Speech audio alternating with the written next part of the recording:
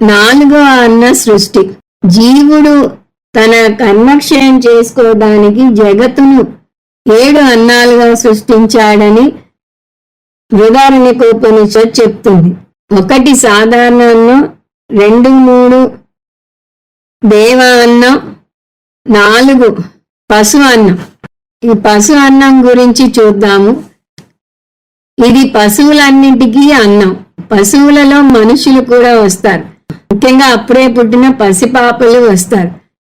ఈ పశువులకి పసిపాపలకు అన్నం పాలు. మనిషి ఘృతం అంటే నెయ్యి కూడా తీసుకుంటాడు, అది కూడా పాలకు చెందినదే.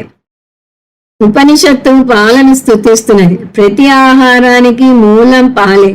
మొదట్లో అందరికీ ఆహారం పాలే అని చూసాం. అంతేకాదు నిత్య కర్మలైన అగ్నిహోత్ర కర్మలలో కూడా పాలు వాడతారు. తక్కిన కర్మల్లో నెయ్యి వాడతారు. అది మళ్ళీ పాల నుంచి వచ్చింది. అంటే మొత్తం ప్రపంచం కర్మల మీద ఆధారపడి ఉంది. కర్మ చేయటానికి పాలు కావాలి. ఈ కర్మతో పాటు ఉపనిషత్తు చెప్తున్న విలువ, పాలతో అగ్నిహోత్ర కర్మ చేస్తే అమృతత్వాన్ని పొందుతారు అని. ఉపాసన చేసి అగ్నిహోత్ర కర్మ చేస్తే అతనికి ఉన్నత ఫలం లభిస్తుంది. ప్రపంచం మొత్తానికి పాలు ఆధారం చూసాం కదా.